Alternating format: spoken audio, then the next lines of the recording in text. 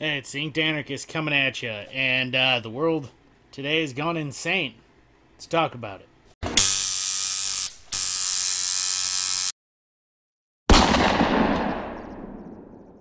Alright, so I still don't have a studio. I definitely apologize about that. But I'm working on it, right? Still trying to get it done, and it's just not working out so far. First thing I want to talk about is, well, obviously, baby Alfie. And that's something I've been putting off doing a video on. I've been putting off doing a video at all because of that. And I wanted to gather my thoughts and get that together before I addressed it. So this is me, I guess this is me addressing it at this point. So if you've been living under a rock for the past few weeks, month or two, baby Alfie was a little boy, a little over a year old, was diagnosed with a mysterious nerve issue. Now, doctors suspect that it was MDS, a mitochondrial issue. Charlie, another kid that died recently, was also suspected to have it. But basically, there is no cure. We don't really understand it. There's only been about 16 cases ever diagnosed. And, well, the National Health Service, the NHS in the UK, basically told his parents, well, we don't care if you love your child or if you want to try and save your child or if there's these experimental things. We don't care. We say your child has to die because dying in a hospital apparently in the UK is dying with dignity. I don't know what the hell is dignified about that. I would like you to explain to me what is dignified about that.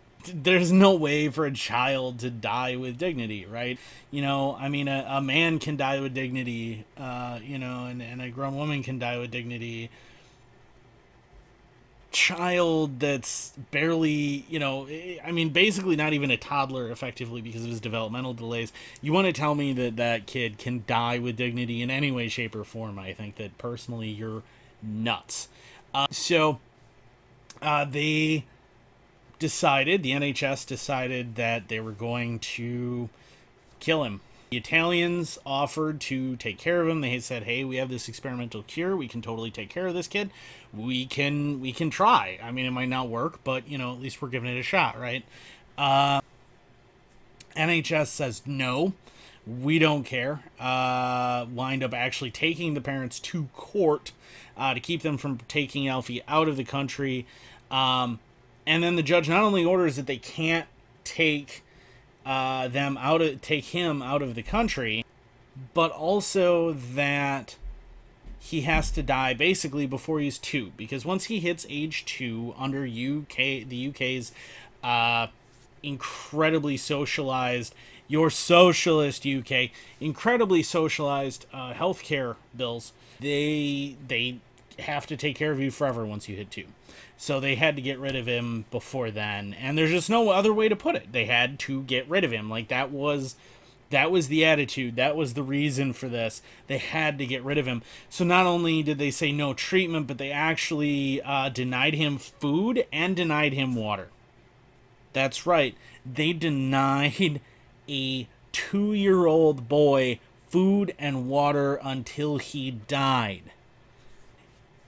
If a country other than the UK had done that, we'd call that a war crime. We'd be putting people on trial. The last people to openly do stuff like that, in recent memory, they were in Serbia and Bosnia. They were tried as war criminals by an international tribunal. But suddenly, because it's the UK, now it's okay. And he did. He died. His parents performing CPR repeatedly. They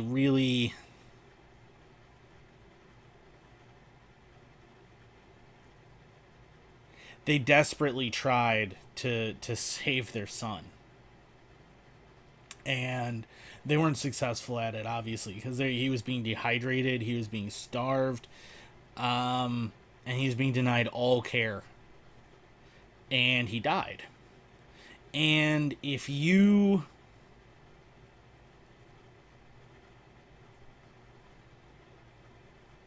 want to see what socialism does.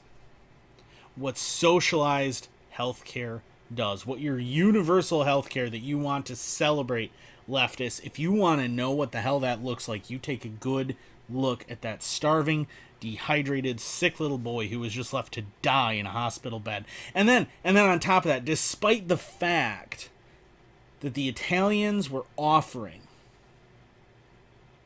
to treat him, fly him there, everything else free of charge, to keep him from leaving and make sure that this little boy died, they posted a dozen armed police outside the hospital to keep his parents from fleeing with him.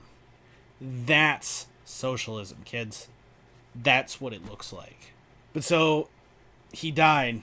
And what I find incredibly interesting through all of this is that the leftists in America, they seem completely unable to condemn this.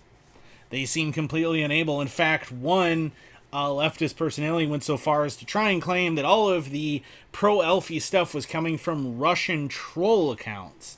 Yeah, because those wily Russians trying to convince us to, what was it? Oh yeah, not murder a toddler.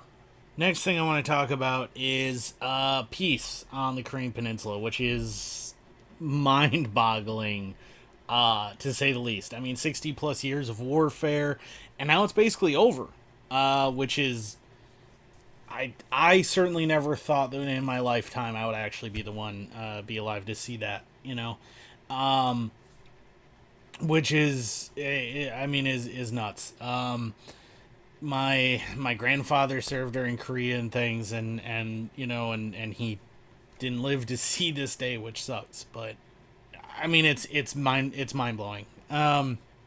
What's crazy about it, though, is that the South Korean president, Moon, he is crediting Donald freaking Trump. I mean, the guy who almost took us to World War III is being credited and being told that, I mean, this guy's saying that Trump should get a Peace Prize, a Nobel Peace Prize. I mean, that's...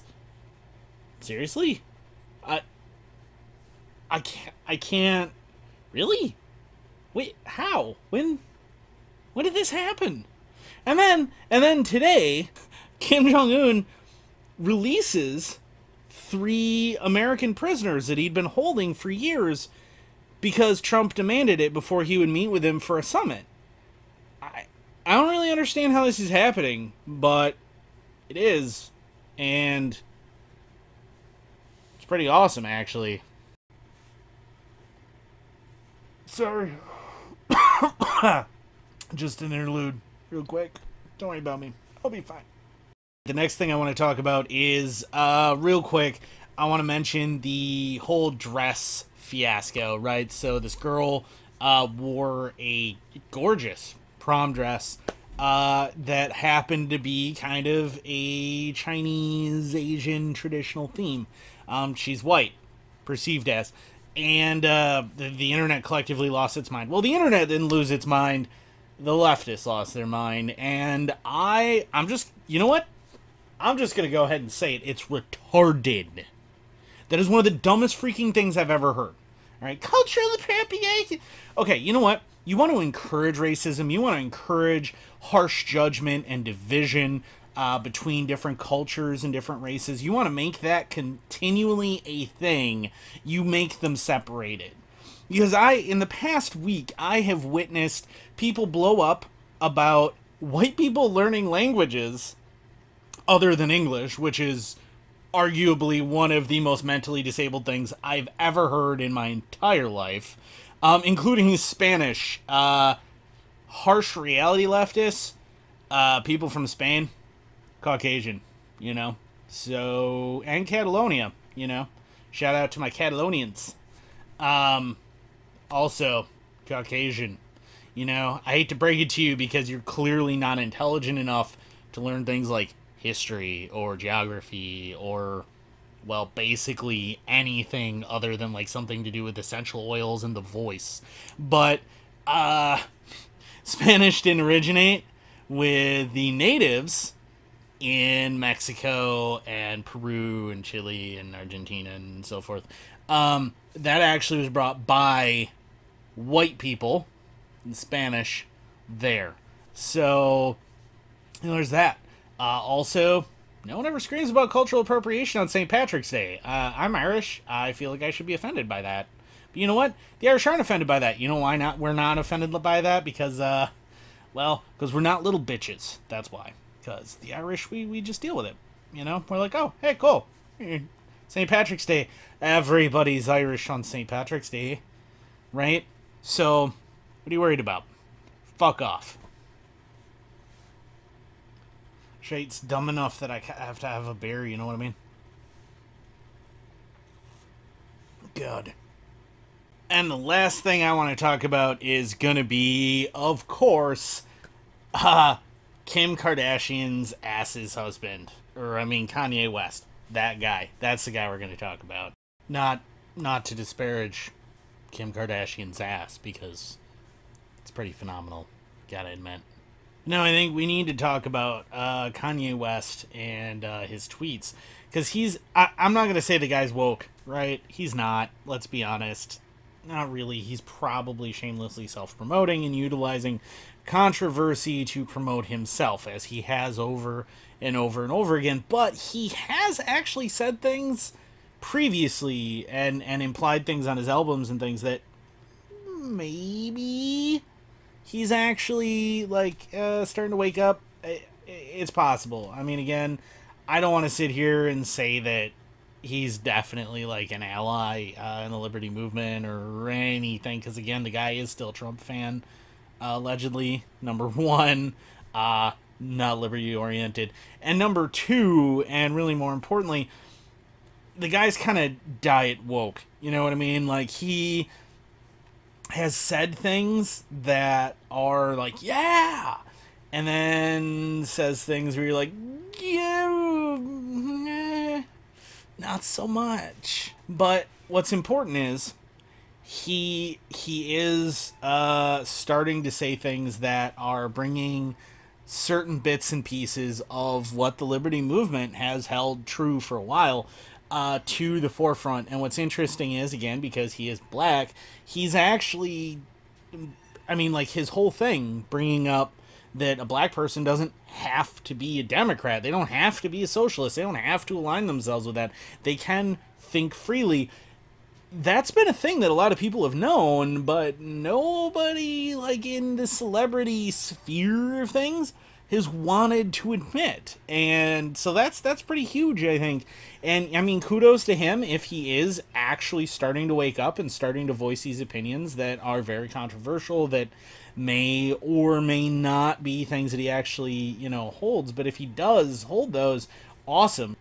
There are a lot of people in the liberty movement who want to disparage what he's saying, and I don't think they should. I think what you should do instead, regardless of whether it's shameless self-promotion or not, encourage that.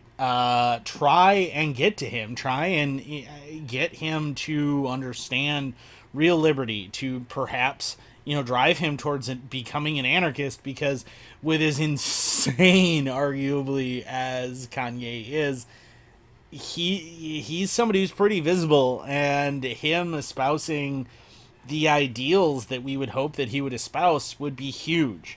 And you know what? If I can gain an ally like that, man, I'm going for it. I have no problem doing that. Neither should any of you. You should go for that. You should try and, you know, I'm not active on Twitter, mostly because between the YouTube channel, the Facebook page, and a few other things I have going on, plus working full time and everything, I don't have time for Twitter on top of all that. But if you have time and you have a Twitter page and you can maybe do that, I say go for it. You know, try and push that. Try and get that message out, because maybe we wind up becoming something that gets a ton more exposure, and that can make a huge difference in the liberty movement. But anyway, so that is my spiel for right now. You probably noticed I got my shiny new intro going. If you dig it, let me know. If you don't dig what I'm doing, let me know. You know, if you're really digging it, hit that like button down below. If not, then Just go away. I don't know. I'm not going to tell you to hit the dislike button because I don't want you to. Shameless self-promotion. You're just going to have to deal with it. But if this is something you think your friends should hear, or you just think I'm pretty cool, you want to promote me, maybe get me to the point where I can possibly monetize, get to the point where I can start doing stuff like this full time, I would think that was absolutely awesome.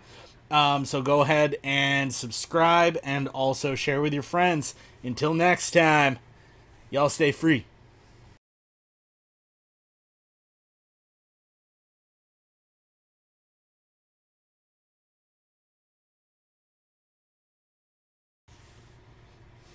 Seriously, this whole world is so topsy-turvy, I just can't do it. It's not something I want to deal with, you know. Not sober anyway.